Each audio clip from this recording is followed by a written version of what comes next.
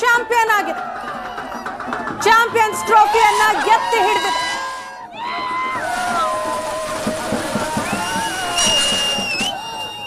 ದುಬೈನ ಅಂತಾರಾಷ್ಟ್ರೀಯ ಕ್ರಿಕೆಟ್ ಮೈದಾನದಲ್ಲಿ ನಡೆದಂತಹ ಭಾರತ ನ್ಯೂಜಿಲೆಂಡ್ ನಡುವಿನ ಚಾಂಪಿಯನ್ಸ್ ಟ್ರೋಫಿ ಫೈನಲ್ ಪಂದ್ಯದಲ್ಲಿ ಭಾರತ ಅಮೋಘ ಜಯ ದಾಖಲಿಸಿದೆ.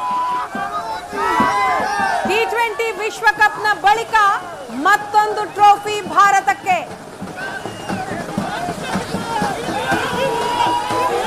ಈ ಪಂದ್ಯದಲ್ಲಿ ಟಾಸ್ ಗೆದ್ದು ಮೊದಲು ಬ್ಯಾಟಿಂಗ್ ಮಾಡಿದಂತಹ ನ್ಯೂಜಿಲೆಂಡ್ ತಂಡ 7 ವಿಕೆಟ್ಗಳನ್ನು ಕಳೆದುಕೊಂಡು 251 ರನ್ ಗಳಿಸಿತು. ಭಾರತಕ್ಕೆ 250. ಸರ್ ಹರ್ಷಿಶ್ ಅಂತ ಹೇಗನ್ನಿಸ್ತು ಮ್ಯಾಚ್? ಸರ್ ನಮ್ KL ರಾಹುಲ್ ಇರ್ಲಿಲ್ಲ ಅಂದ್ರೆ ಖಂಡಿತ ಗೆಲ್ತಾ ಇರಲಿಲ್ಲ. ನಮ್ ಬೆಂಗಳೂರು ಹುಡುಗ ನಮ್ಮನ್ನ ಗೆಲ್ಸಿದ್ದಾರೆ, ತುಂಬಾ ಖುಷಿ ಆಗ್ತಾ ಇದೆ.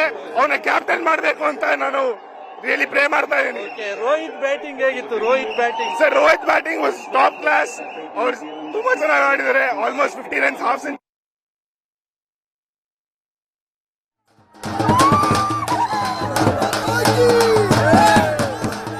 ಅಭಿಮಾನಿಗಳ ಸಂಭ್ರಮ ಮುಗಿಲು ಮುಟ್ಟಿದೆ.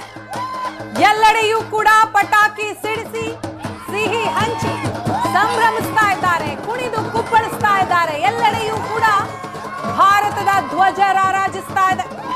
12 ವರ್ಷಗಳ ಬಳಿಕ ಚಾಂಪಿಯನ್ಸ್ ಟ್ರೋಫಿಗೆ ಮುತ್ತಿಟ್ಟಿದೆ ಭಾರತ.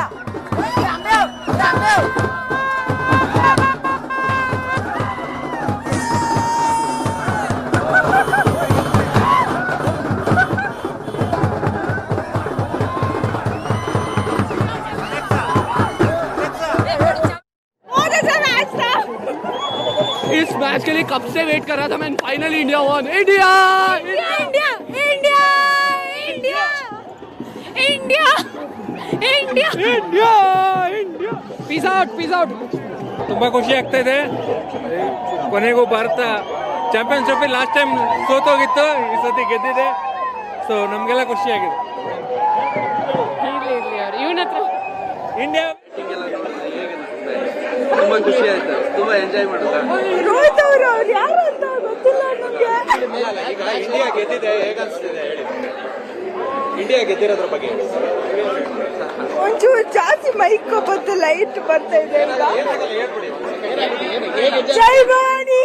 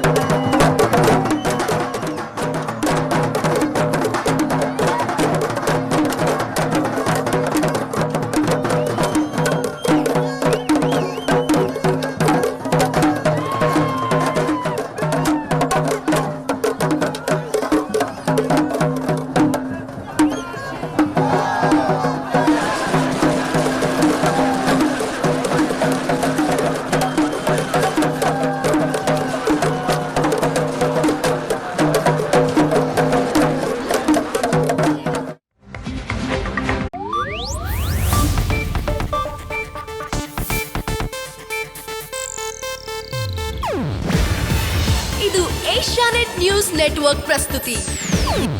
ನೀವು ನೋಡ್ತಿದ್ದೀರಾ ಏಷ್ಯಾನೆಟ್ ಸುವರ್ಣ ನ್ಯೂಸ್.